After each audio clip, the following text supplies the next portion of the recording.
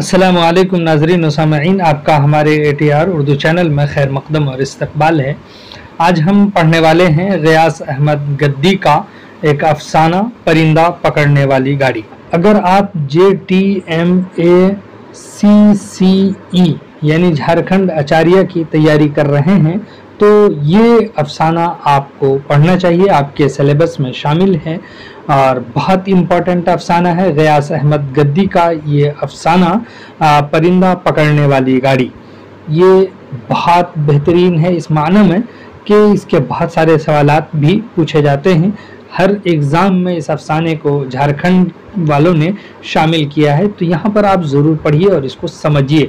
इसके अंदर से जो जो सवालात हो सकते हैं वो हम देखेंगे, लेकिन यहाँ पर एक बेसिक सी बात यही है, ये पूछा जाता है कि परिंदा पकड़ने वाली गाड़ी अफसाना किसने लिखा है। तो लिखने वाले ग़ियास अहमद गद्दी हैं या फिर ग़ियास अहमद गद्दी का कौन सा अफसाना है, और ऑप्शन में ये होगा परिंदा पकड़ने वाली गाड़ी।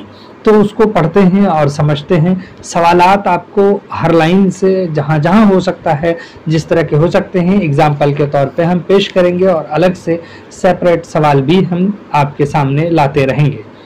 तो देखिए, यहाँ पर सुबह होती है, दिन चढ़ता है और जब ठीक निस्फ़ुन नहार पहुँचता है।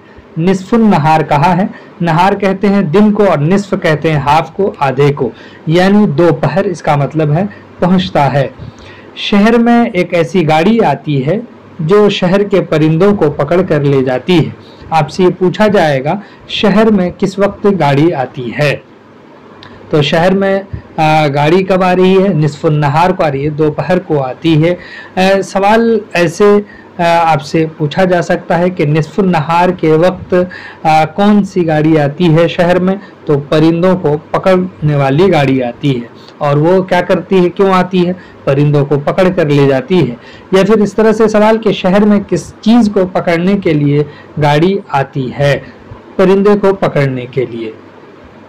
करें ठीक वैसे ही जैसे म्यूनसिपैलिटी की गाड़ी कुत्ते पकड़ने के लिए निकलती है। म्यूनसिपैलिटी की गाड़ी किस काम के लिए निकलती है? कुत्ते पकड़ने के लिए निकलती है। कुत्ते को पकड़ने के लिए किसकी गाड़ी निकलती है? तो ये सवाल है। या फिर म्यूनसिपैलिटी की गाड़ी किस जानवर को पकड़ने के लिए निकलती है? इस तरह के सवालात ये अपने जहन में रखने हैं। ये गाड़ी जो चारों तरफ से रंगीन शीशों से बंद बेहद खूबसूरत होती है कि निगाह उठ के दाद देती है। उसके चारों तरफ नन्ही नन्ही घंटियां बधी होती हैं जो चलते वक्त धीरे धीरे बज रही होती हैं। घंटियों की आवाज़ अजीब होती है, कुछ ऐसी जैसे कोई सहर फूंक रहा हो। सहर फूंकना मतलब जादू करना, कोई जादू चला रहा हो। एक लंबा खमीदा कमर, खमीदा यानी टेढ़ा या झुका हुआ। जर्द रो यानी उसकी शक्ल कैसी है? जर्द है। आदमी गाड़ी को खींच रहा होता है, यानी गाड़ी खींचने वाले शख्स की हैअत को यहाँ पर बताया कि वो कैसा है। उसके बाद है कि बिल्कुल उसी तरह दूसरा आदमी गाड़ी के पीछे चल रहा होता है। यहाँ पर आप देख पा रहे हैं कि दो आदमी का जिक्र किया। एक आदमी वो है जो गाड़ी खींच रहा है और दूसरा आदमी वो है जो गाड़ी के पीछे चल रहा है। तो आपसे सवाल ऐसे पूछा जा सकता है, गाड़ी के साथ कितने आदमी होते हैं, या परिंदा पकड़ने वाले गाड़ी के साथ कितने लोग हैं, कितने आदमी हैं, कितने आदमी होते हैं। इस तरह के सवालात। फिर इस तरह से भी यहाँ पर याद रखिएगा कि आपको दो बात बताई, जो गाड़ी आ रही है उस गाड़ी की सिफत भी बताई है कि वो गाड़ी कैसी है। रंगीन शीशे हैं जो उससे चारों तरफ से वो बंद है, ठीक है, रंगीन शीशों से। और उसमें दूसरी चीज क्या बताया कि उसमें क्या है? नन्ही नन्ही घंटियां बधी हुई हैं और वो धीरे धीरे चल रही हैं। जब वो घंटियां बजती हैं और रंगीन शीशों की जो हैत है उसकी वजह से फीलिंग कैसी हो रही है कि सहर फूंका जा रहा है, ये देखने वालों को महसूस हो रहा है। बहरहाल अब उसके बाद कह रहा है कि वो आदमी जो गाड़ी के पीछे चल रहा है, अब उसके हाथ में क्या है? उसके हाथ में पतला सा बहुत लंबा बांस होता है।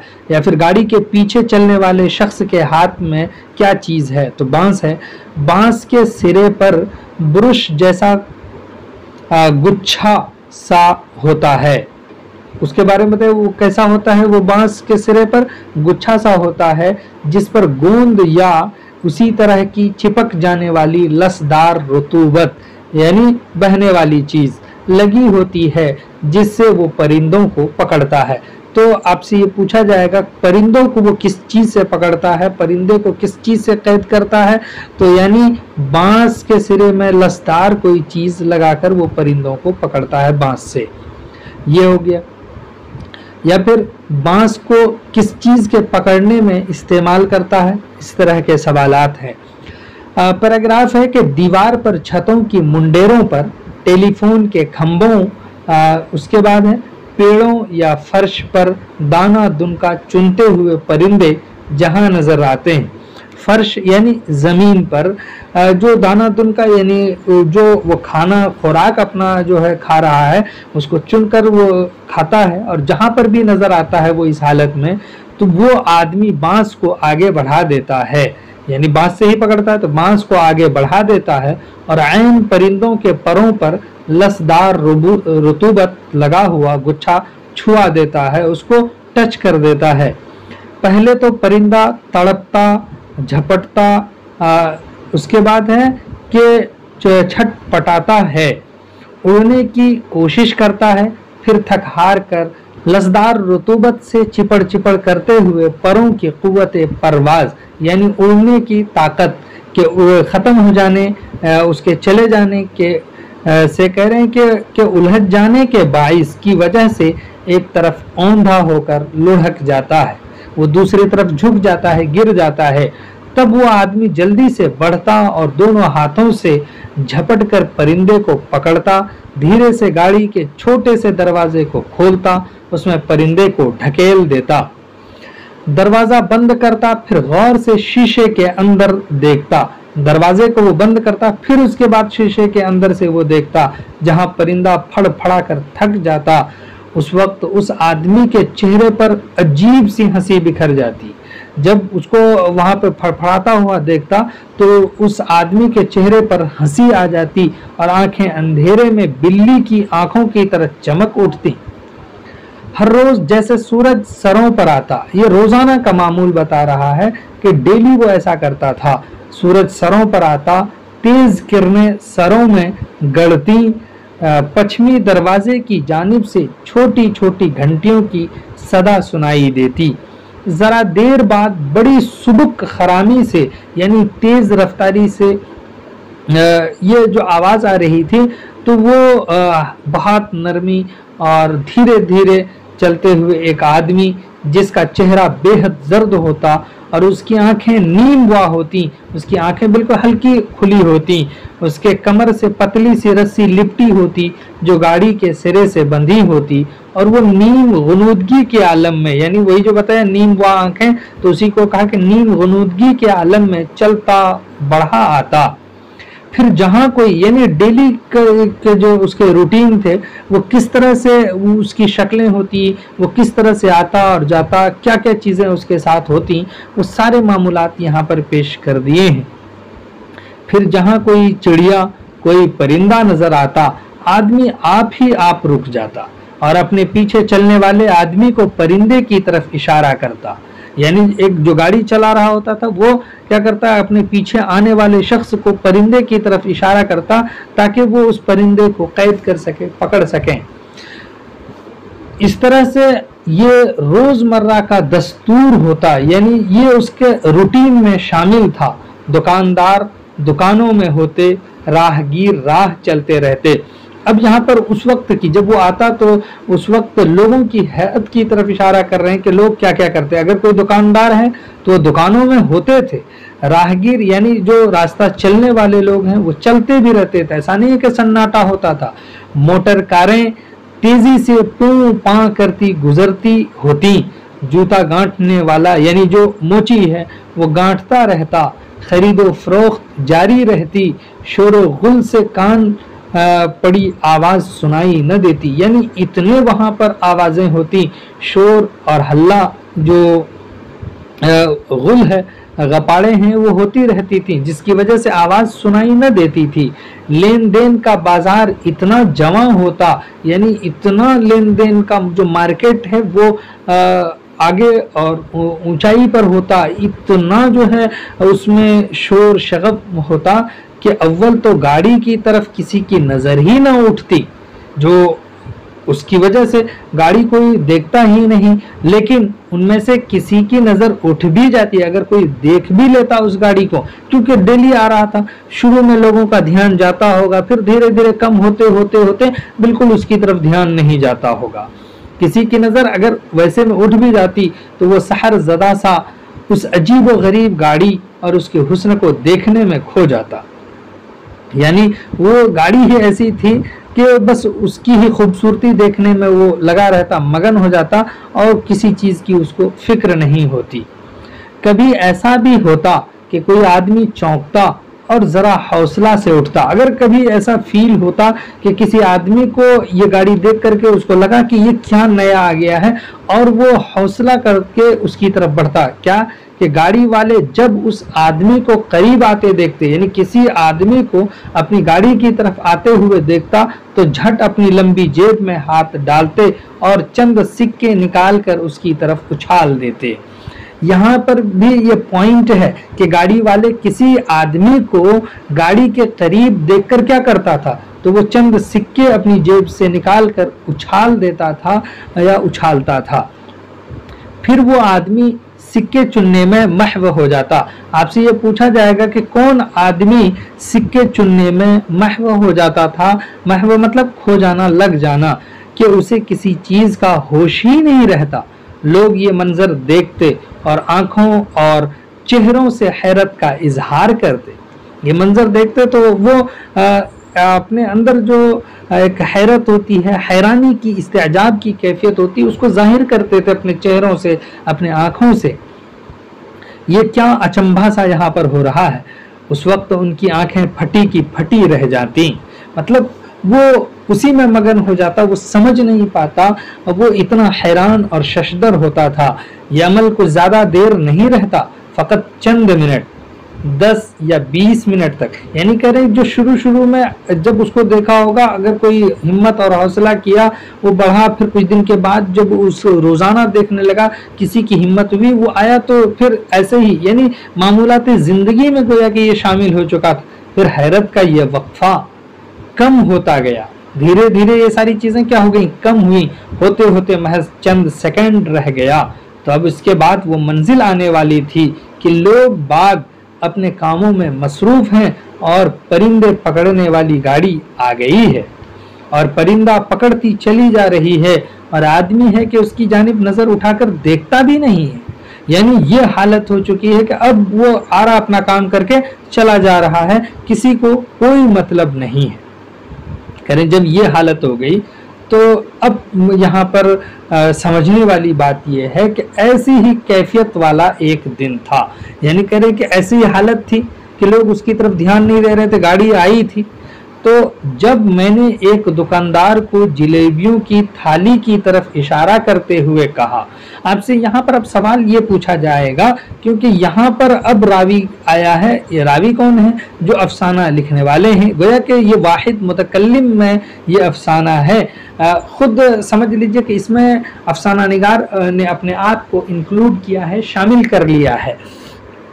वो कह रहे हैं कि एक दुकानदार को हमने क्या किया, जलेबियों की थाली की तरफ इशारा किया। तो अब आपसे आसानी से ये सवाल पूछ लिया जाएगा, अफसाने का रावी दुकानदार को किस चीज़ की तरफ इशारा करता है या किस चीज़ की तरफ इशारा कर रहा था? तो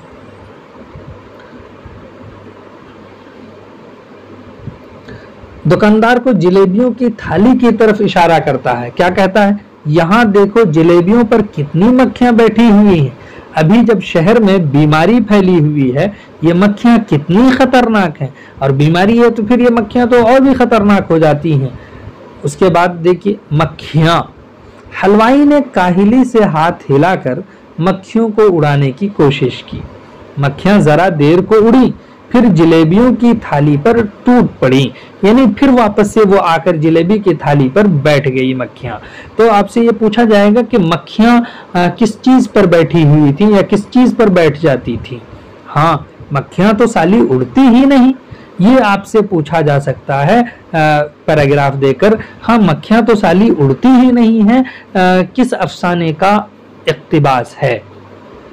हलवाई ने मेरी जानिब गौर से देखते हुए कहा। हलवाई ने अफसाने के रावी की तरफ देखा, फिर क्या है कि वो देखते हुए क्या एक्टिंग कर रहा है, कह रहा है मगर तुमको क्या साहब, तुमको तो नहीं खरीदना, यानी तुम तो नहीं खरीदोगे, फिर तुमको इसे क्या मतलब है। मैंने जवाब में इनकार किया, यानी नहीं खरीदना, तो मैंने जवाब में कहा कि नहीं।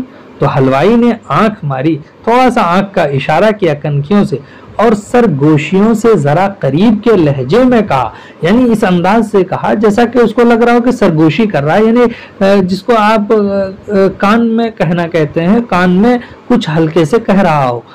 तो क्या कहा, और मुझको क्या साहब, मुझको भी तो नहीं खाना, यानी आपको खरीदना नहीं है और मुझको भी खाना नहीं है, फिर ये बीमारी, इन सारी चीजों से क्यों उनके बारे में सोचना है। अब यहाँ पर जो बात समझने की है वो ये है कि अफसाना निगार करें, बस यहीं से मैं चौंक गया।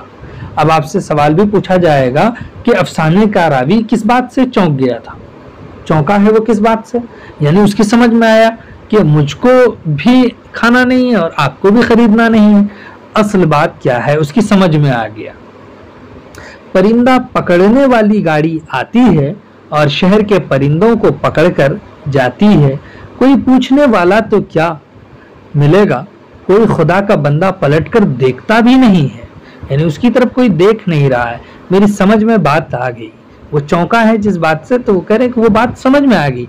मेरी पेशानी पर, यानी जो हमारा सर है उसके आगे के जो हिस्से खाली हैं आंख के ऊपर, उसको पेशानी कहते हैं, फोरहेड, तो वही है। कह रहे हैं कि जो बहुत देर से, बल्कि कई दिनों से एक तेवरी किसी संतरी की तरह खड़ी दिख रही थी, सिमट गई, यानी वो सुकड़ गई, उस पर बल आ गया। फिर मैं हंसा और मैंने भी गुफ्तगू के जरा दूर के लहजे में कहा। हमने भी हंसकर और गुफ्तगू को थोड़ा सा अलग रंग देकर के हमने कहा, तो भाई हलवाई एक काम करो ना। उन्होंने हलवाई को कहा एक काम करो ना, क्या इन गाड़ी वालों की तवज्जो मक्खियों की जानिब मबजूल करा दो। तो आपसे ये सवाल पूछा जाएगा कि आखिर हलवाई को अफसाने का रावी क्या मशवरा देता है मक्खियों की जानिब तवज्जो मबजूल करवाने की। किनकी, गाड़ी वालों की, जो गाड़ी यानी परिंदा पकड़ने वाली गाड़ी की तवज्जो इन मक्खियों की तरफ करा दो। हलवाई चौंक गया। अभी आपसे पूछा जाएगा हलवाई अफसाने के रावी की किस बात से चौंक गया था, ये इसी बात से। और उसने मुस्कुराकर मेरी तरफ देखा, लेकिन पल भर में संजीदा हो गया। मुस्कुराकर देखा तो, लेकिन वो फिर अचानक से मतीन सा लहजा हो गया और वो संजीदा हो गया। कहा अरे हाँ, मगर क्यों साहब। संजीदा होकर के उन्होंने ये बात कही, क्यों साहब, मुझे इस झंझट से क्या फायदा, इस झंझट में मुझे क्यों पड़ना है। ये जो मक्खियां जलेबी का सारा रस, उसके बाद डॉट डॉट है, तो कह रहा हाँ ये तो ठीक कहा, सारा रस चूसे चली जाती हैं कमबख्त। कौन, सारा रस कौन चूस रही है, मक्खियां। मगर साहब मुझे इससे क्या नुकसान, मुझे तो फायदा है। उन्होंने क्या कहा कि मुझे उससे नुकसान क्या है, मुझे तो फायदा ही फायदा है। रस चूस लेती हैं, यानी उसकी तरफ जो है इशारा किया कि ये चूसती हैं तो आपका वजन तो कम हो जाएगा। तो लेकिन वो क्या कह रहा है कि मुझे नुकसान नहीं, मुझे फायदा क्या, वो क्या। फिर उन्होंने यानी मुकालमा हो रहा अफसाने के रावी और हलवाई के दरमियान। तो मैंने हलवाई की आंखों में आंखें डालकर पूछा फायदा कैसे है। हलवाई पहले हंसा, फायदा कैसे है। हलवाई पहले हंसा, फिर उसने अपने बनास्पति में चपड़े हुए तोंद पर हाथ फेरा और बेहद संजीदा होकर मेरी तरफ झुक गया। बाबू तुम क्या जानो दुनियादारी, ये राज की बात है, दुनिया ऐसे नहीं चलती। ये कहा कि दुनिया ऐसे नहीं चलती है। फिर कह रहा है कि फिर हलवाई खामोश हो गया और जरा गहरा होकर फिर गोया हुआ, यानी फिर बोला। फिर वो सोचा, फिर बोला, पर तू अपना हमदर्द लगता है, यानी तुम तो अपने हमदर्द लगते हो, इसलिए बताता हूं, किसी से कहना नहीं। यानी बात हो रही है कि हमें फायदा किस लिए हो रहा है, हम इसलिए तुमको बता रहे हैं कि तुम थोड़ा सा हमदर्द आदमी लग रहे हो मुझे, तो लेकिन तुम इस बात को शेयर न करना। तो बाबू, जलेबियों का ये रस जो मक्खियां चूसती हैं, तो रस और फिर मक्खियां कहाँ जाती हैं, जरा इतना तो बताओ। ये रस और ये मक्खियां जाती कहाँ है, इतनी बात सोच लो। तो उन्होंने पूछा कि कहाँ जाती हैं, मुझे तो पता नहीं हलवाई, यहाँ तुम ही बताओ। कह रहा कि हमें नहीं पता है, तुम्हें बताओ हलवाई। कहीं नहीं जाती हैं। हलवाई क्या कह रहा है, वो कहीं नहीं जाती हैं। हलवाई ने फैसले कुन लहजे में बोला, फैसला कुन अंदाज में उन्होंने कहा, रस मक्खियों के पेट में और मक्खियां जलेबियों के साथ पलड़े पर। समझे बाबू, ऐसे फायदा हुआ। यानी वो मक्खियां रस चूसती हैं यहीं पर और यहीं पर मर जाती हैं, तो फिर हम क्या करते हैं, उसको फेंकते थोड़ी ना है, वो इन्हीं जलेबियों के साथ हम जो है तौल देते हैं, नाप देते हैं, तो ऐसे हमें फायदा हो गया। लेकिन मैं बहुत देर तक न समझ सका और बेवकूफों की तरह हलवाई के चेहरे को तकता रहा। हलवाई फिर हंसा, फिर मोचों पर ताव दिया। नहीं समझे अभी हमारी ये गुफ्तगू यहीं तक पहुंची थी कि पश्चिमी दरवाजे की जानिब से घंटियों की आवाज सुनाई पड़ी। कह रहे कि हम यहीं तक बात करते हुए पहुंचे ही थे कि फिर वही गाड़ी की जो पश्चिमी दरवाजे से आती थी, आपसे पूछा जाएगा कि किस दरवाजे से वो परिंदा पकड़ने वाली गाड़ी आती थी, तो पश्चिमी दरवाजे से। तो घंटियों की आवाज वो उनको उनके कान में आई, वो सुना, तो कह रहे हैं कि मेरी तवज्जो उसकी तरफ मबजूल हो गई, यानी उस गाड़ी की तरफ। जरा देर बाद वो जर्द रो खमीदा कमर आदमी दिखाई पड़ता है। वो शख्स हमें फिर दिखाई दिया हस्बे दस्तूर, यानी अपने रोजाना के रूल और उसूल यानी रूटीन के मुताबिक उसकी कमर से पतली सी रस्सी बंधी हुई थी, जिसके पिछले सिरे पर वो गाड़ी फंसी हुई थी। आदमी उसी काहिली से यानी सुबुक खरामी से सड़क पर आहिस्ता आहिस्ता चलता हुआ आगे बढ़ा। फिर गाड़ी सामने आई, जिसके रंगीन शीशों के अंदर 2 कबूतर और 1 गोरैया बंद थे। अब यहाँ पर आपसे ये सवाल पूछा जाएगा कि अफसाने का रावी कौन कौन से परिंदे गाड़ी के अंदर देखता है, रंगीन शीशों के अंदर। तो आपसे ये भी पूछा जा सकता है कि परिंदा पकड़ने वाली गाड़ी में कौन कौन सा परिंदा था, तो 2 कबूतर और 1 गोरैया। आपसे जानवरों के नाम देकर के भी ऐसे पूछे जा सकते हैं, कितने कबूतर रंगीन शीशों के अंदर दिखाई दिए, या फिर गाड़ी के अंदर कितने गोरैये दिखाई दिए जो बंद थे। कबूतर तो सर निहुड़े एक तरफ खड़े थे या फिर धीरे धीरे काहिली से सहकदमी कर रहे थे। कौन? कबूतर। लेकिन गोरैया तेजी से इधर उधर फुदकती फिर रही थी और कदरे इज़्तिराब के आलम में थी, इज़्तिराब परेशानी और बेचैनी में थी। अब गाड़ी बीच चौराहे पर आ गई थी। गाड़ी कहाँ आ गई? बीच चौराहे पर। अभी तक आवाज सुना और उसको देखा भी, तो अब लेकिन वो कहाँ पहुंच गया है? बीच चौराहे पर। कि धूप आज रोज की, यहाँ जोर है तो रोज की बनिस्बत कदरे सख्त थी, यानी उस दिन धूप भी ज्यादा थी और गाड़ी घिसेटने वाला यानी गाड़ी खींचने वाला हाथ को आंखों के ऊपर छज्जे की शक्ल में किए आसपास मुतजस्सिस नजरों से झांकता फिर रहा था। यानी वो तजस्सुस भरी नजरों से अपने आसपास देखता जा रहा था। फिर वो यकायक ठहर गया, यानी फिर वो ठहर गया। सामने नाली के किनारे एक परिंदा प्यास से बेहाल झुक झुक कर नाली से पानी पी रहा था। कौन सा परिंदा? कह रहे हैं कि एक परिंदा था जो उन्होंने देखा कि नाली के किनारे झुक झुक कर पानी पी रहा है और गर्दन उठाकर इधर उधर देख भी रहा था। कौन? परिंदा देख रहा था। उसे किसी बात का खदशा भी लगा हुआ था, यानी खदशा, डर लगा हुआ था। जब ही गाड़ी खींचने वाले आदमी ने बांस वाले साथी को इशारा किया, दूसरे आदमी को इशारा किया, बांस वाले ने चुपके से लपक कर परिंदे को जा लिया, यानी उस परिंदे को उसने क्या किया? पकड़ लिया, कैप्चर किया। जरा देर बाद जब उसने रंगीन शीशों वाली गाड़ी के दरवाजे का पट खोला और धीरे से परिंदे को अंदर ढकेल दिया। पट खोला और रोजाना की तरह जो वो काम कर रहा था वो काम किया और उसको ढकेल दिया। परिंदा एक तरफ को लुढ़क गया तो फुदकती हुई गोरैया एक बार जोर से गाड़ी के अंदर शीशों पर फड़फड़ाने लगी। गोया बंद शीशों को तोड़कर निकल भागेगी। बांस वाले आदमी ने मुस्कुराकर शीशों के अंदर झांक कर देखा, यानी जो उसका मामूल था, जैसा वो करता आ रहा था वैसा किया। झांक कर देखा, उसके चेहरे और आंखों में चमक आ गई। फिर उसने शीशे पर हल्के हल्के थपकियां दी। यूं गोरैया सहम कर, यानी डर कर एक तरफ हो गई। उसके बाद वैसे ही हल्की चाल से गाड़ी आगे बढ़ी। आप यहाँ पे आप सोचेंगे कि इन सब से कैसे सवालात पूछे जाएंगे? सवालात तो पूछ ही लिए जाते हैं। तो उन्होंने उस जानवर को यानी रखने के बाद जो गोरैया इधर उधर फुदक रही थी तो उसको कैसे डराया? तो कह रहे हैं कि शीशे पर हल्के हल्के थपकियां देकर। इस तरह से इस बात को बहुत बारीकी से इन चीजों को समझने की है, क्योंकि पूछे जाते हैं। फिर उसके बाद क्या हुआ? कह रहे हैं कि वैसे ही हल्की चाल से गाड़ी आगे बढ़ी। फिर गोरी यानी उस परिंदा को पकड़ने के बाद उसमें डाल दिया। फिर गाड़ी आगे बढ़ी। घंटियों की आवाज खामोश फजा में सुनाई दी। खामोश फजा में क्या सुनाई दी? टन टन टन, उसके टन टन टन। जरा देर बाद गाड़ी नजरों से ओझल हो गई।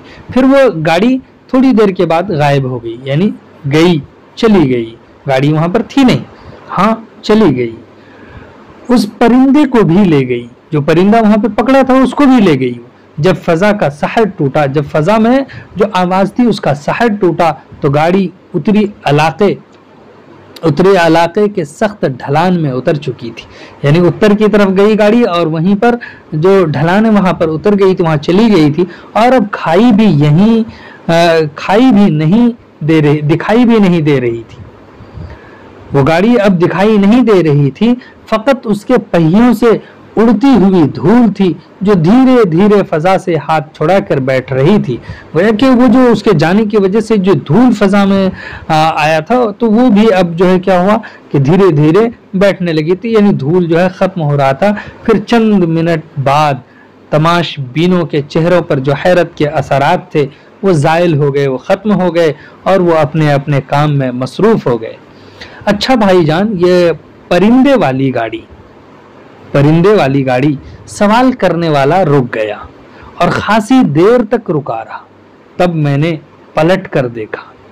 ठीक मेरी पुश्त पर, यानी मेरे पीछे, एक 10-11 साला लड़का खड़ा मेरी तरफ मुजस्सम सवाल बना तक रहा था, यानी वो सवाल बना हुआ मेरी तरफ ही तक रहा था। यानी इसका मतलब है ये पूछा कौन है? अच्छा भाईजान, ये परिंदे वाली गाड़ी, यानी 11 साल का लड़का अफसाने के रावी से पूछ रहा है कि ये परिंदे वाली गाड़ी। तो अब यहाँ पर इसका देखिए सवाल जवाब। अब यहाँ फिर मुकालमा इससे शुरू हो रहा है 10-11 साल के लड़के से। ये परिंदे वाली गाड़ी, वो लड़का इतना कहकर फिर रुक गया, जैसे उसे खुद पता नहीं कि पूछा क्या है, यानी क्या पूछ रहा उसे भी लग रहा पता नहीं। हाँ मियाँ, क्या पूछना चाहते हो परिंदे वाली गाड़ी के मुताल्लिक, यानी परिंदे वाली गाड़ी के बारे में तुम क्या पूछना चाहते हो? जी भाईजान, इतना के ये गाड़ी है परिंदे पकड़ने वाली। कह रहा कि ये गाड़ी परिंदे पकड़ने वाली गाड़ी। हाँ मियाँ, हम भी यही सोच रहे हैं कि क्या गाड़ी है, हर रोज दोपहर में आती है और शहर के जितने परिंदे हाथ आते हैं समेट कर चल देती है। अच्छा भाईजान। जरा देर बाद उस लड़के ने यूं चौंक कर सवाल किया। फिर लड़का भी चौंका और सवाल कर रहा है, गोया अचानक कोई बात आ गई। अच्छा भाईजान, क्या ये लोग बाजी के लुक्का को भी ले जाएंगे? लड़का क्या पूछा है? अब ये आपसे पूछा जाएगा कि ये मुकालमा किसके दरमियान हुआ है, क्या ये लोग बाजी के लुक्का को भी ले जाएंगे? तो लड़के ने पूछा है और लड़के की उम्र 10-11 साल है। किससे पूछा? अफसाने के जो रावी हैं। हाँ जरूर ले जाएंगे, फकत देखने की देर है। कह रहा है कि आपके बाजी के जो लुक्का है उसको भी ले जाएंगे। कब? सिर्फ देखने की, अगर देख लेगा तो ले जाए। फिर बाजी अच्छी कैसे होंगी? कह रहा है कि फिर बाजी कैसे ठीक होंगी? उन्हें लकवा हो गया है ना, यानी उस 11-12 साल की जो लड़की यानी बच्चा है उसकी बहन को कौन सी बीमारी हुई है? लकवा। तो आपसे ये पूछा जाएगा कि इस अफसाने में किस बीमारी का जिक्र हुआ है? तो देख लीजिए, लकवे का जिक्र हुआ है। हकीम जी ने कहा था दवाओं के साथ लुक्का कबूतर के परों की हवा भी चाहिए। हकीम ने उनको क्या बताया है? लुक्का कबूतर के परों की हवा, अगर वो भी मिलेगा तो और जल्दी ये ठीक हो जाएगा। लड़के ने बड़ी हसरत से कहा यूं कि मैं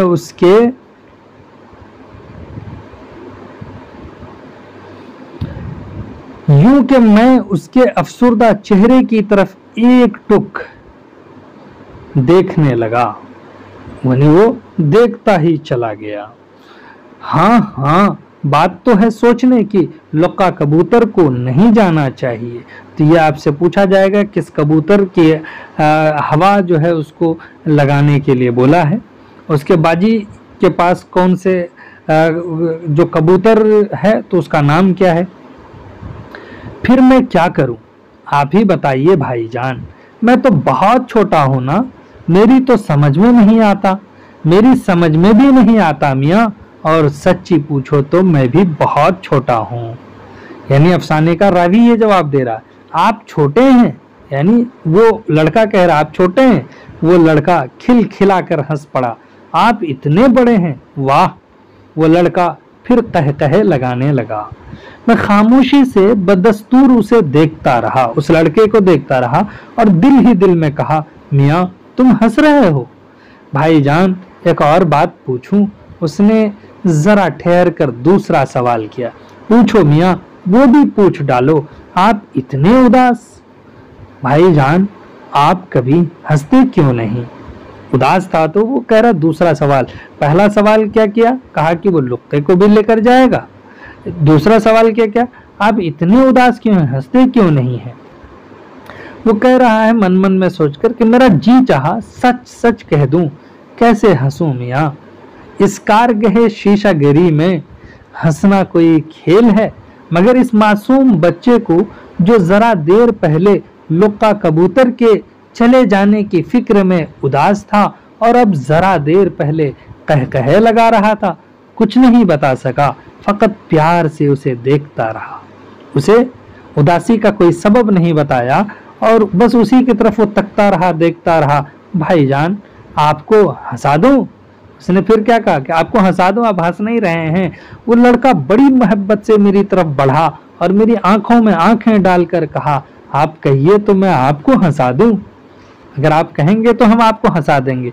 पहले तो मैं चौंका, दफातन मुझे अजीब सा लगा, यानी ये जो कह रहा था मुझे थोड़ा सा अलटप और अटपटा सा लगा।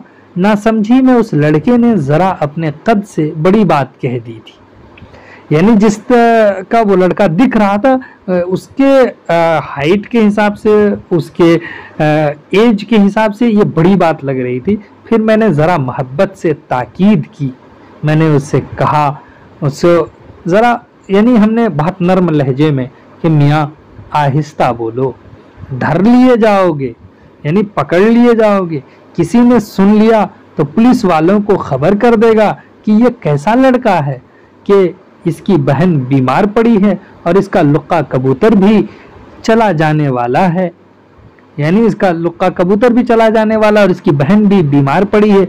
और यह है कि खुद हंसता भी है और दूसरों को भी हंसाने की सोचता है। होश के नाखून लो मियाँ, मुफ्त में पकड़े जाओगे, बला से पकड़ लिया जाऊंगा, बला से पकड़ लिया जाऊंगा। लड़के ने हौसले से कहा, आप कहिए तो हंसा दूं आपको, आप कहिए तो सही, हंसा दो मियाँ। बड़ा करम होगा, बड़ी मेहरबानी होगी तुम्हारी, तो फिर दोस्ती कीजिए। उस लड़के ने क्या कहा? कहा कि अगर आप हंसना चाहते हैं तो फिर दोस्ती कीजिए। आपसे ये सवाल पूछा जा सकता है कि जब उन्होंने ये इकरार किया कि मुझे हंसा दो, तो उन्होंने किस चीज की ऑफर दे दी है? ऑफर दोस्ती की। आपसे ये पूछा जा सकता है ये लाइन देके, तो फिर दोस्ती कीजिए किसने कहा है? 10-11 साल का लड़का ने कहा। 10-11 साल के लड़के की बहन को कौन सी बीमारी थी? यानी लकवे की बीमारी थी। उसने दोस्ती के लिए अपना हाथ आगे बढ़ाया। कौन? उस लड़के ने दोस्ती के लिए अपना हाथ बढ़ाया। तो वो कह रहा है रावी, तुमसे दोस्ती? अरे छटकनी, तुम्हारे इत्ते इत्ते तो मेरे बेटे हैं, तुम्हारे बराबर तो मेरे बेटे हैं, मैं तो तुम्हारे बाप के बराबर हूं। तो क्या हुआ? बाप भी तो दोस्त होते हैं। ये आपसे पूछा जाएगा कि किस अफसाने में है बाप भी तो दोस्त होते हैं। मेरे मौलवी जी कहते हैं अच्छे बाप अपने बच्चों के दोस्त भी हुआ करते हैं। ये पूरा सेंटेंस याद रखिएगा, अच्छे बाप अपने बच्चों के दोस्त भी हुआ करते हैं। किसने कहा है? तो ये किसने कहा? कि मेरे मौलवी जी कहते हैं। ये बात है तो हुआ दोस्त तुम्हारा आज से। तो किस बात से उन्होंने ये कहा कि तो तुम्हारा दोस्त हुआ आज से? कहा कि जब उन्होंने, बच्चे ने ये कहा कि अच्छे बाप अपने बच्चों के दोस्त भी होते हैं।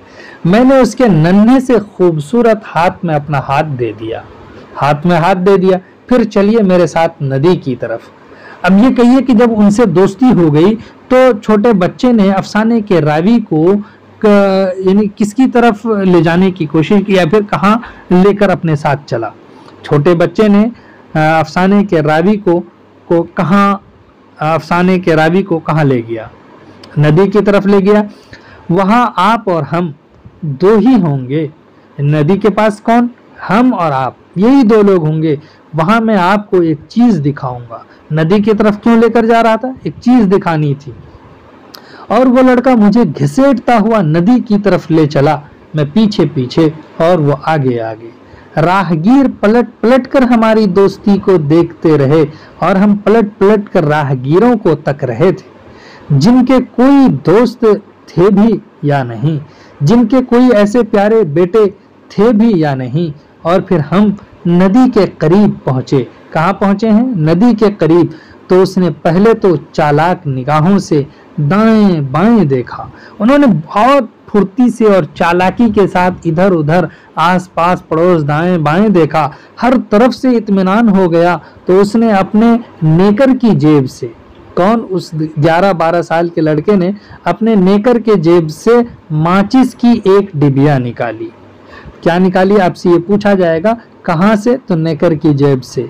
और क्या चीज? माचिस की डिबिया, यानी माचिस के जो वो जिसमें तीली रखी जाती है वो निकाली। मुस्कुराया वो लड़का, मेरी तरफ पलटा और गहरी सरगोशी में बोला, इसमें है। यानी वो दिखाने के लिए वहां ले गया और वहां निकाला। निकालने के बाद क्या कह रहा है कि इसमें है। जवाब में मैंने भी इतनी ही होशियारी से पहले दाएं बाएं तरफ देखा, दाएं तरफ देखा। जब हर तरफ से इत्मीनान हो गया तो उतनी ही सरगोशी में पूछा, क्या है इसमें? ये है इसमें। उस बच्चे ने कहा, ये है इसमें। लड़के ने कहा और झट से माचिस के अंदरूनी हिस्से को बाहर ढकेल दिया। यानी जो उसके अंदर, यानी जिसमें तीली रखी जाती है, उसके जो अंदरूनी पार्ट है उसको बाहर की तरफ ढकेल दिया। ये है कहते हुए माचिस की डिबिया में मेरी आंखों के सामने एक बेहद खुश रंग तितली नीम जान सी पड़ी थी। उस माचिस की डिबिया में क्या पड़ी थी? तितली। और वो तितली क्या हो रही थी? नीम जान हो रही थी, जो बाहर की हवा और धूप लगते ही फड़फड़ाने लगी। बाहर की हवा और धूप जैसे ही उस तितली को लगी वो फड़फड़ाने लगी। उसके नन्हे नन्हे परों के इर्द गिर्द जाफरानी रंग बिखरा हुआ था और परों के ऐन दरमियान जीरा के बराबर सुर्खी थी और उस सुर्खी के चारों तरफ गुलाबी रंग सा छटका हुआ था, यानी छटका हुआ था उसके आसपास, और परों के किनारों पर अफशा चमक रही थी। डूबते सूरज की रोशनी में वो बेहद हसीन दिख रही थी। आपसे यहाँ पर यही सवाल पूछा जाएगा कि माचिस की डिबिया में से क्या निकला, या फिर उस बच्चे ने कौन सी चीज को माचिस की डिबिया में कैद कर रखा था, बंद कर रखा था। तितली बहुत हसीन, बेहद हसीन लग रही थी। मैं तितली को गौर से देखता रहा और जरा देर रंगों की दुनिया में खो रहा। कहने कि हमने उस तितली को देखा, देखते ही हम रंगों की दुनिया में खो गए। जब तक मैं डूबता उभरता रहा, वो लड़का इतने ही इन्हिमाक से मेरे चेहरे के खतो खाल पर कुछ ढूंढता फिरा। मैंने तितली की तरफ से नजर उठाई, उस लड़के की तरफ देखा तो वो कदरे अफसुर्दगी यानी अफसोस से मेरी तरफ पलटा। आप तो अजीब हैं भाईजान, आप तो तितली को देखकर भी खुश नहीं हुए। आप कितने अजीब हैं, तितली को देखकर तो आपको खुश होना चाहिए था। हाँ मियाँ, मगर मैं चौंक उठा। इस 10 बरस के बच्चे ने तो मुझे बहुत दूर पहुंचकर पकड़ लिया। ये तुमने क्या कह दिया मियाँ कि मैं? हाँ भाईजान, इसने कतई कलाम करते हुए कहा। आप तो तितली से भी खुश नहीं हुए, कैसे हमारी दोस्ती निभेगी? मैं ये कहकर आगे बढ़ गया, मगर साथ साथ तेजी से चलते हुए वो लड़का भी हमराह रहा। करें कि ये हमने जैसे ही कहा और कहते ही हम तेजी से जो है आगे बढ़ गए, लेकिन जैसे हम आगे बढ़े वो लड़का भी हमारे साथ हो लिया। लेकिन भाईजान, वो मेरा लुक्का कबूतर, वो गाड़ी, उन्होंने बढ़ते हुए ये बात उनसे कही। तो दूसरे दिन मैं बाजार के सारे लोगों से कहता फिरा। दूसरे दिन, जब वो दिन तो निकल गया जैसे तैसे, तो दूसरे दिन जब मैं बाजार पहुंचा और बाजार में लोगों से कहता फिरा, जूते गांठने वाले मोची से, कपड़े बेचने वाले बजाज से, इसी तरह से भीड़ों में घिरे रहने वाले डॉक्टर से, रोटी और दाल बेचने वाले से, राहगीरों से, सफेद पतलून वाले से, तेज रफ्तार बाबू से, बोझ ढोने वाले कुली से, रंगीन दुपट्टे वाली खातून से, जो सड़क पर होले होले यूं चलती है गोया सारे जमाने को रोंद कर गुजर जाने का फैसला कर चुकी है। दोनों सियासतदानों से, जो आपस में साजिशी अंदाज की गुफ्तगू में मसरूफ लब के चले जा रहे थे। एक एक आदमी से पूछता फिरा, तेज रफ्तार गाड़ियों को रोकने की नाकामयाब कोशिश की। यानी जब दूसरे दिन हुआ तो हमने हर एक से पूछा, क्या पूछ रहा? नाकामयाब कोशिश जो है उन्होंने गाड़ियों को रोक कर भी की कि 10 साला बच्चे की जवान बहन लकवा की मरीज है। 10 साला बच्चे की जवान बहन है जो लकवे की मरीज है, और हकीम जी ने दवाओं के साथ लुक्का कबूतर के परों की हवा के लिए कहा है। अगर ये गाड़ी वाले बच्चे के कबूतर को भी ले गए तो फिर क्या होगा? ये गाड़ी वाले अगर उसके बच्चे के कबूतर को भी ले गए हैं तो फिर क्या होगा? मुझे किसी ने जवाब नहीं दिया। सब अपनी अपनी दुनिया में मसरूफ रहे, इसलिए मैं 10 साला बच्चे के सवाल को पी गया और कोई जवाब नहीं दे सका। मुझे अफसोस था, उदास सर झुकाए चला जा रहा था। मेरे पांव थक गए थे। दोपहर से शाम होने को आ गई थी। सुरमई अंधेरे का जन्म होने वाला था कि मेरी नजर चौक के एक कोठे पर गई। अब यहाँ से एक दूसरे वाकये की तरफ इशारा कर रहे हैं। उसी वाकये में एक वाकया ये जुड़ा हुआ है कि हम जो है दोपहर से शाम होने को, यानी शाम के वक्त हम जा रहे थे कि चौक में हम पहुंचे थे और वहां पर नजर एक कोठे पर पड़ी। कहाँ पर पड़ी? जहां शहर की मशहूर रंडी मुन्नी बाई बालकनी में खड़ी बाल संवार रही थी। अब ये कह रहा है कि शहर की मशहूर रंडी का नाम क्या है? मुन्नी बाई। अब ये पूछेगा आपसे कि इस अफसाने का किरदार है, इनमें से कौन सा किरदार है ये, या फिर चौक पर जो कोठा था उसमें रहने वाली उस रंडी का नाम बताइए। मुन्नी बाई के सारे अड्डे पर उसका तोता दाएं बाएं गर्दन घुमा घुमा कर झूम रहा था। अब यहाँ पे पूछा जाएगा कि मुन्नी बाई के अड्डे पर कौन सा परिंदा था। तो कौन सा परिंदा है? तोता है। और वो 10 साल लड़का कबूतर, यानी उसके पास कबूतर है। इस तरह से आप कनेक्ट कीजिए और याद रखिए कि यहाँ पर तोते की बात आई, झूम रहा था और वो अपने बालों में कंघी करती जा रही थी। कौन? मुन्नी बाई। ये अपने बालों में कंघी करती जा रही थी और तोते को पढ़ाती भी जा रही थी। तो तोते के साथ वो क्या कर रही थी? यानी तोते को पढ़ा रही थी मुन्नी बाई। मैं चुपके से कोठे पर चढ़ गया। घर जाने के बजाय वो क्या कर रहा है, क्योंकि उदास भी था और वहां पर देखा जैसे तोता, तो वो कोठे पर चढ़ गया, यानी मुन्नी बाई के कोठे पर। उसके कमरे को अबूर करके बालकनी में ऐन मुन्नी बाई की पुश्त पर खड़ा हो गया। कह रहे हैं कि हम बालकनी तक पहुंच गए, उसके घर को पार करके जहां पर वो बैठी थी वहां हम पहुंच गए। मुन्नी बाई मेरी आमद से, यानी मेरे आने से मुतलक बेखबर, यानी उसको बिल्कुल भी पता नहीं चला। तोते को पढ़ाने में महवती, यानी बहुत ध्यान से, बहुत लगन से वो तोते को पढ़ा रही थी। क्या पढ़ा रही थी? बोल मियाँ मिट्ठू नबी जी रोजी भेजो। क्या पढ़ा रही थी? बोल मियाँ मिट्ठू नबी जी रोजी भेजो। इस सेंटेंस को भी याद रखना है। मियाँ मिट्ठू ने अड्डे में दाएं और बाएं जानिब रखी हुई दोनों प्यालियों को गर्दन घुमाकर देखा, फिर एक प्याली पर झुककर हरी मिर्च को कतर कर मुन्नी बाई की तरफ मुखातब होकर बोला, नबी जी रोजी भेजो। हरी मिर्ची को कतरा, फिर उसके बाद बोला है कि नबी जी रोजी भेजो, नबी जी रोजी भेजो, नबी जी रोजी भेजो। तोते ने इसी तरह अकड़ कर कहा, सो मैं आ गया। उसके पीछे खड़ा मैंने आहिस्ता से कहा। वो आकर के क्या बोला? सो मैं आ गया, और उसके पीछे आहिस्ता से खड़ा हो गया। मुन्नी बाई सुनकर चौंक उठी। तो मुन्नी बाई किस बात से चौंक उठी है? सो मैं आ गया सुनकर। उसने पलटकर मुझे घूरा, यानी वो पलटी और फिर क्या क्या उसको घूर कर देखा। जरा देर को सहम गई, वो डर गई, फिर जरा डपट कर बोली, सहमी, लेकिन फिर वो थोड़ा अपने आप को कड़ा किया और मिजाज कड़ा करके वो डपट कर बोली कि तुम कैसे चले आए जी? कौन हो? सीढ़ियों से जी। उसने क्या कहा? सीढ़ियों से। मुझे नहीं पहचाना? मुन्नी बाई, मुझे नबी जी ने तुम्हारे पास भेजा है। मुन्नी बाई ये बात सुनकर हंस पड़ी। अच्छा जी, चलो उधर बैठो तख्त पर। उसने कंघी के दांतों से सुनहरे बालों का गुच्छा निकाला, उसे गोली बनाकर उस पर थूका, फिर नीचे सड़क पर फेंक दिया। किस चीज को नीचे सड़क पर फेंका है?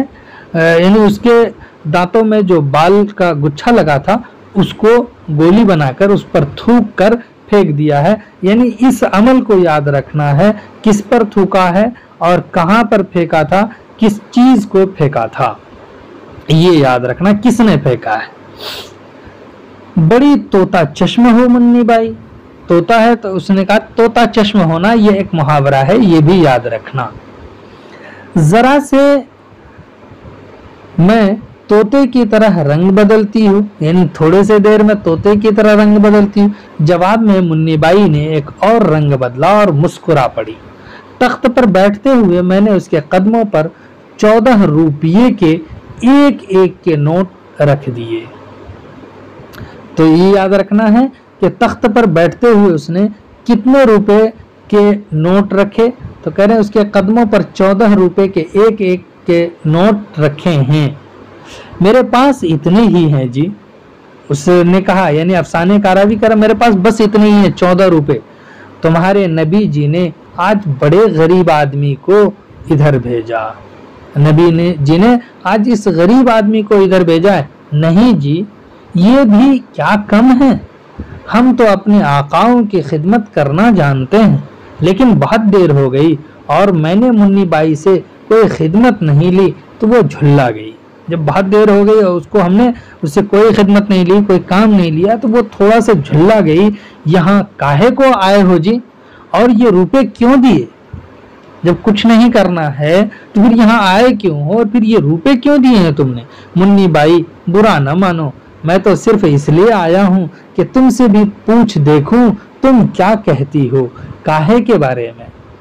ये जो कल हर रोज दोपहर में परिंदा पकड़ने वाली गाड़ी आती है उसको देखती हो?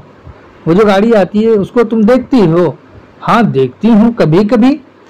तो तुम्हें कैसा लगता है? अच्छा जी, अच्छा लगता है। पीले पीले लाल लाल खूबसूरत शीशों में से परिंदे चहकते हुए बहुत भले दिखते हैं। चहकते हुए परिंदे अच्छे दिखते हैं। बहुत दूर से देखती हो ना? तो वो कह रहा है कि बहुत दूर से देखती हो ना इसलिए भले लगते हैं, भले दिखते हैं। जितनी दूर से तुम्हें तुम्हारे चाहने वाले देखते हैं, जितनी दूर से तुम्हें तुम्हारे चाहने वाले देखते हैं और तुम उसके लिए भली लगती हो, उसी तरह से ये परिंदे भी ये जो गाड़ी में बंद हैं वो तुम्हें भले दिखते हैं। हाँ जी, इस बालकनी से। मुन्नी बाई, किसी दिन नीचे जाकर करीब से देखो। उनको क्या मशवरा दिया कि नीचे जाकर करीब से उस गाड़ी को देखो। वो क्यों? मुझे इतनी फुर्सत नहीं जी। कह रहे हैं कि हमें कहाँ इतना, मेरे पास टाइम है, हम फुर्सत है नहीं, हम बिजी हैं, बहुत मसरूफ हैं, हमारे पास टाइम नहीं है, हम नीचे जाकर नहीं देख सकते। मुन्नी बाई ने नागवारी से मेरी ओर देखा, यानी मेरी तरफ देखा। फिर गालिबन उसे मेरे 14 रुपये के नोट याद आ गए तो वो मुस्कुरा पड़ी। कह रहे हैं कि उन्होंने मेरी तरफ देखा लेकिन अचानक से उसको शायद 14 रुपए के नोट याद आ गए तो वो मुस्कुरा पड़ी। तुम मुझे जरा करीब से देखो ना जी। तो वो क्या कह रही है कि तुम तो कम से कम मुझे जरा करीब से देखो। सो तो देख ही रहा हूँ मुन्नी बाई। कह रहे हैं हम तो देख ही रहे और तुम भी देख लोगी जिस दिन गाड़ी वाले तुम्हारे तोते को पकड़ ले जाएंगे। तुम भी देख लोगी जिस दिन तुम्हारे तोते को ये गाड़ी वाले पकड़ ले जाएंगे। मेरे तोते को क्यों ले जाने लगे जी? मुन्नी बाई ने कड़क कर बरजस्ता कहा, थोड़ा यानी कड़क आवाज में कहा। क्या ये कोई सड़कों पर फिरने वाला आवारा परिंदा है? ये तो पालतू है, मेरा हीरामन। उस तोते का नाम यहाँ पर बता दिया। आपसे पूछा जाएगा कि उस तोते का नाम क्या है।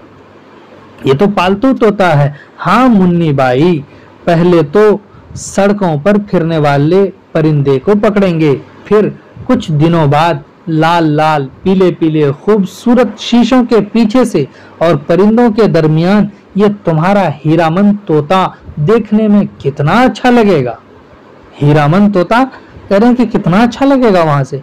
तुम देखो ना देखो, सड़क पर चलने फिरने वाले लोग, बाग और दुकान में सौदा सलफ बेचने वाले बनिए जरूर देखेंगे, और सड़क पर जो परिंदे वाली गाड़ी वाले दोनों आदमी सिक्के फेंक देते हैं। दोनों आदमी, दो आदमी हैं, वो सिक्के फेंक देते हैं। उन सिक्कों को और लोगों के साथ तुम भी चुनने लगोगी, यानी वो सिक्के फिर तुम भी चुनने लगोगे और ये भूल जाओगी।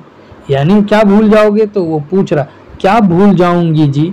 बहुत से सिक्के मिल जाएंगे तो हीरामन को कौन रोता है। गाड़ी वाले अगर ढेर सारे सिक्के फेंक देंगे तो मैं सब चुन लूंगी और बाजार से नया तोता ले आऊंगी।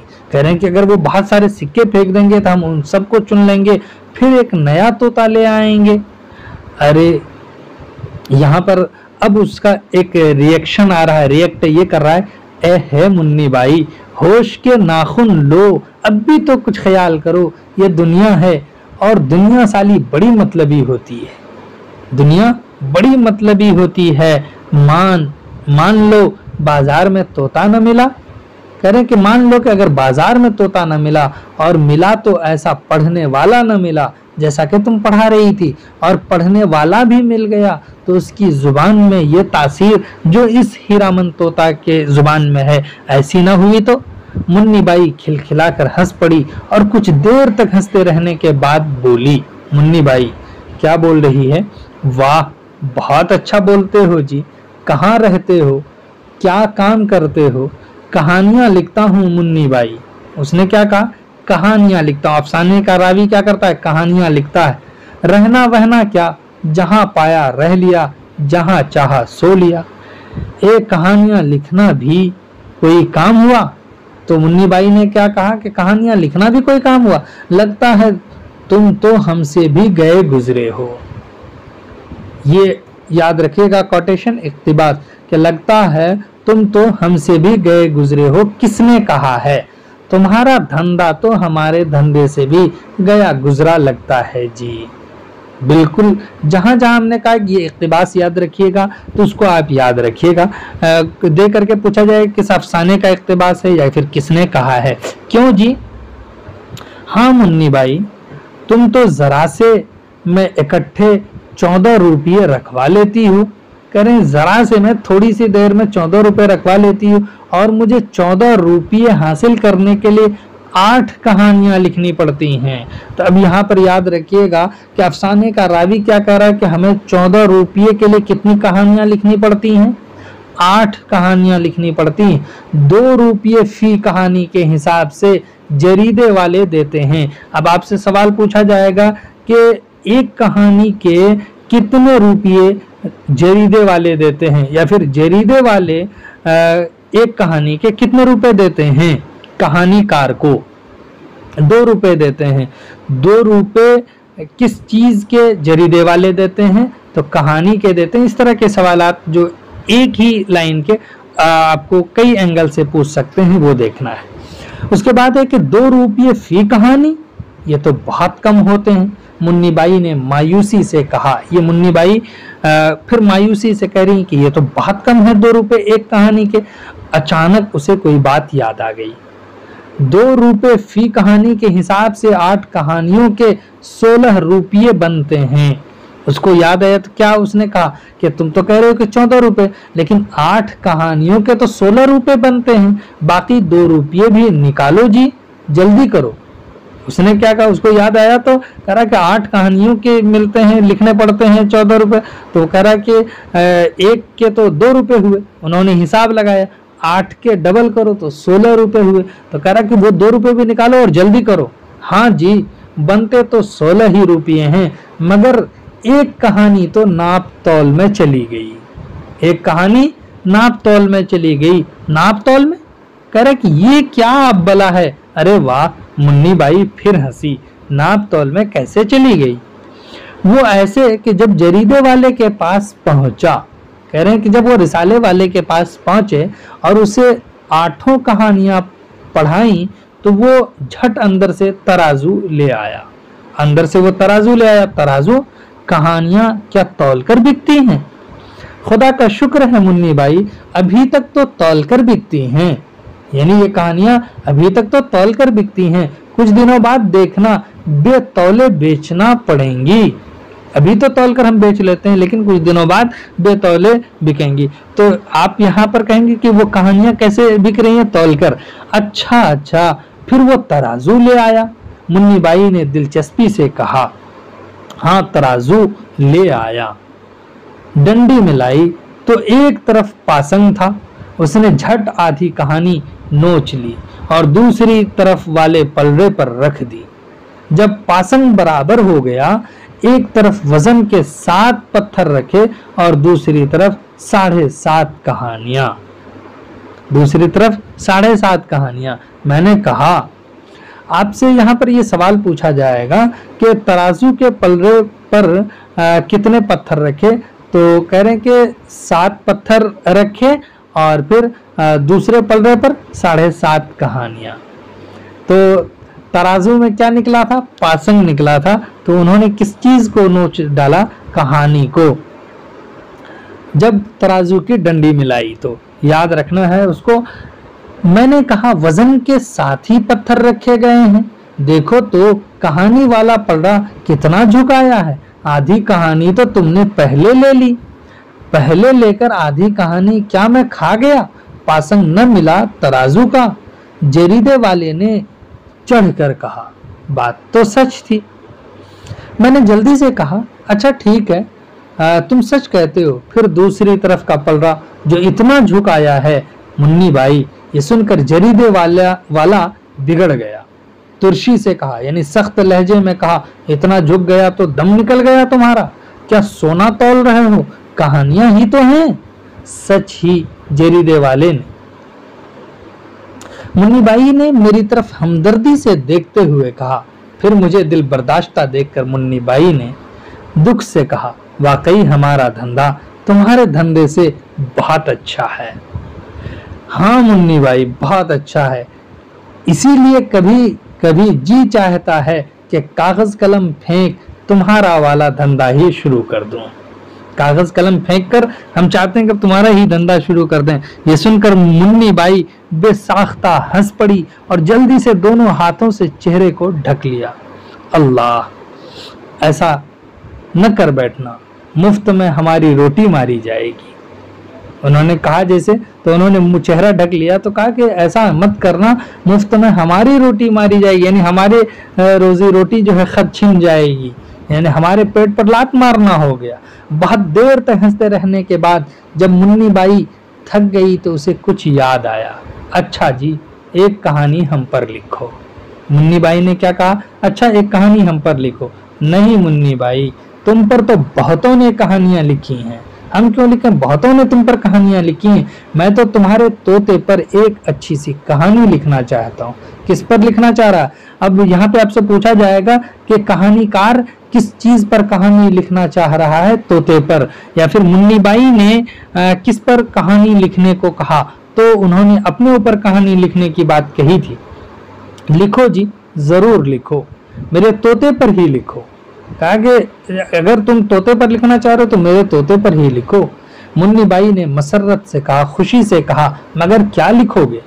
ये लिखूंगा कि परिंदा पकड़ने वाली गाड़ी आ गई है और अब जब बाजार के सारे परिंदे खत्म हो चुके हैं, रंगीन शीशों से घिरी हुई गाड़ी वाले दोनों जहरीली आंखों वाले आदमी चारों ओर घूम घूम कर ढूंढते फिर रहे हैं कि कहीं से कोई परिंदा हाथ आ जाए, कहीं से कोई गोरैया, कुमरी, बुलबुल, कहीं से कोई कर या नीलकंठ, कोई मैना, कोई तोता दिखाई पड़े।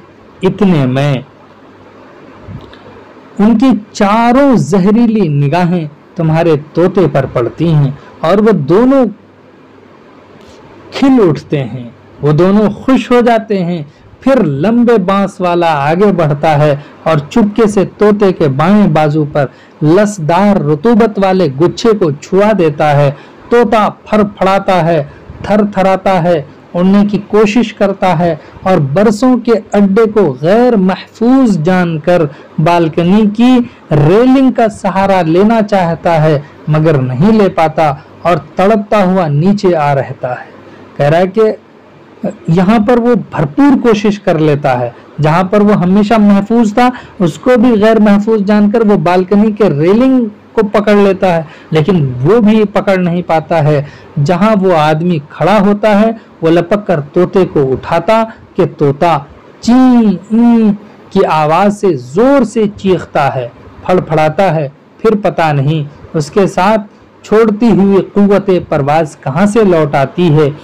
वो जरा और ऊपर उड़ता है लेकिन फिर गिर पड़ता है। वो आदमी जिसकी कमर से गाड़ी वाली रस्सी बंधी होती है अपने दूसरे साथी को देखता है और इत्मीनान से मुस्कुरा देता है, जिसके जवाब में उसका रफीक यानी उसका दोस्त पहले अपने साथी को देखता है, फिर फर्श पर हाँफते हुए तोते को देखता है, उसके बाद फिर अपने साथी को देखकर इत्मीनान से मुस्कुरा देता है और आहिस्ता से आगे बढ़कर तोते को उठाने के लिए झुकता है। लेकिन दफातन तोता उसकी गिरफ्त में आने की बजाय तड़प कर उछलता है और उसकी कनपट्टियों पर झपटता है और गर्दन का गोश्त नोच लेता है। किसका? गर्दन का। उस आदमी के मुंह से चीख निकलती है जिसे सुनकर उसका दूसरा साथी लपकता है और तोते की गर्दन पर हाथ डालना ही चाहता है कि तोता घूरकर दूसरे आदमी को देखता है। उसकी छोटी छोटी आंखें फैल जाती हैं और उन पर लहू उतर आता है। वो अपनी पूरी ताकत को समेटता है और दहलकर दूसरे आदमी पर भी हमला करता है और उसके सारे चेहरे को नोच कर लहू लहान कर देता है। वो आदमी भी झल्ला उठता है और जल्दी से अपने दोनों हाथों की मदद से तोते को अपने से अलग करता है और उस जोर से जमीन पर फेंक देता है, उसको जोर से फेंक देता है।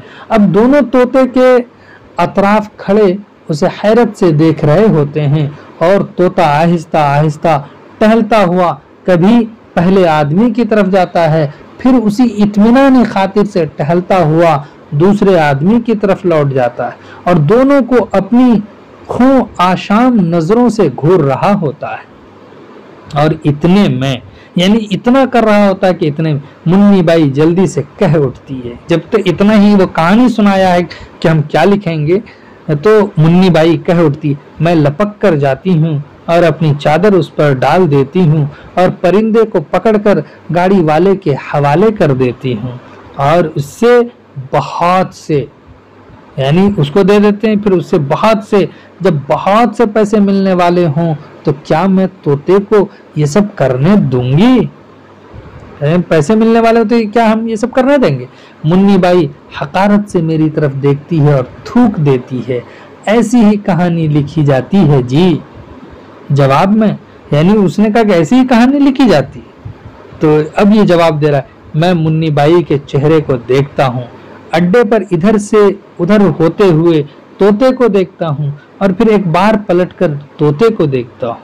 फिर गाड़ी वाले मुन्नी बाई के नबी जी से रोजी भेजो कि मिन्नत करने वाले तोते को भी ले जाते हैं। फिर रफ्ता रफ्ता शहर सूना होता जाता है, यानी वो भी तोता लेकर चला जाता है तो शहर सूना हो जाता है। तो यानी कोई परिंदा नहीं है, कहीं कोई परिंदा, कहीं गोरैया, कोई बुलबुल, मैना, तोता, कोई मुर्ग, कोई फाख्ता नजर नहीं आती। शाम ढले दरख्तों पर बसेरा लेने वाली चिड़ियों की चहकार सुनाई नहीं देती। उसके बाद कह रहे हैं कि लाजवर्दी आसमान पर सफेद बगले, तवाजुन से उड़ने वाले बगले भी दिखाई नहीं देते। भरी दोपहर की खामोश फजा में चीलों की दर्द भरी चीख भी सुनाई नहीं देती। कबूतर की गुटरगू, पपिये की पी पी कहाँ, मैना की टोई टोई की आवाज से कान महरूम हो जाते हैं। तो ये सब जो आवाज हैं जानवरों की, ये सब भी आपको याद रखने हैं कि पूछा जाएगा ये किस जानवर की आवाज है। हत्ता के मौलवी साहब के मुर्ग की अजान भी कहीं खो गई है, लेकिन बाजार और रौनक बाजार में कोई फर्क नहीं आता। यानी बाजार में जो रौनक पहले थी और जो बाजार पहले था, उन दोनों में कोई फर्क नहीं आता है। खरीदो फरोख्त जारी है, शोर शराबा, यक्का वालों की खटखट, टमटम वालों के घोड़ों की घंटियां बजती रहती हैं। लंबी और खूबसूरत कारें ज़रों करके गुजर जाती हैं। आमदो रफ्त जारी है, कारोबार बदस्तूर है। खरीदने वाले उसी तरह बाजार की दुकानों पर जमे रहते हैं और बेचने वाले उसी इन्हिमाक से सौदा सलफ बेच रहे हैं। एक हंगामा है कि जारी है, एक दौड़ है कि रुकने का नाम नहीं लेती। फिर दिन ढलता, फिर रात आती है और अपने तमाम छोटे बड़े, खरे खोटे, सच्चे झूठे बच्चों पर आराम की, सुकून की चादर तान देती है।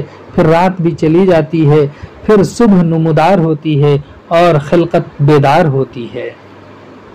अब परिंदा पकड़ने वाली गाड़ी कम आती है, 2-4 दिनों में, 8-10 दिनों में, 15-20 दिनों में एक बार आती है। कह रहे कि अब परिंदा पकड़ने वाली गाड़ी जब वो सबको ले जाती तो अब कितने कितने दिनों में, कभी 4, कभी 8, कभी 15-20 दिनों में आती है एक बार। रंगीन शीशों में से एक आध परिंदा हैरत से बाजार वालों को देख रहा होता है, एक आध जो है अब देख रहा होता है। गाड़ी वाले इधर उधर तेज निगाहों का जाल फेंकते, फिर समेटते और चारों ओर मुतजस्सिस नजरों से देखते, ढूंढते, ढांढते, आहिस्ता आहिस्ता छोटे छोटे कदम रखते चले जाते हैं। कभी कुछ मिलता है, कभी कुछ नहीं मिलता, कोई पलट कर नहीं देखता।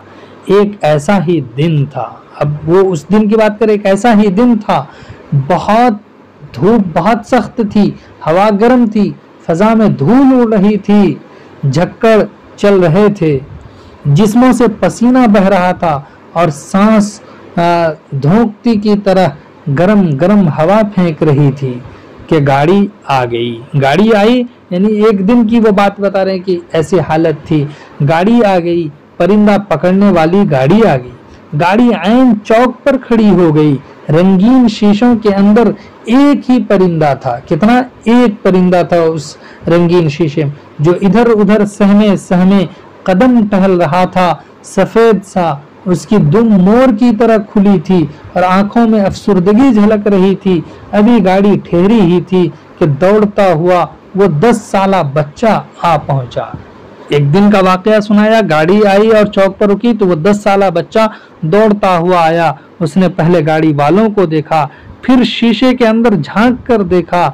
जरा देर तक देखते रहने के बाद दफातन उसने लपक कर शीशे के छोटे से दरवाजे को खोल दिया। उस बच्चे ने क्या किया, दरवाजे को खोल दिया।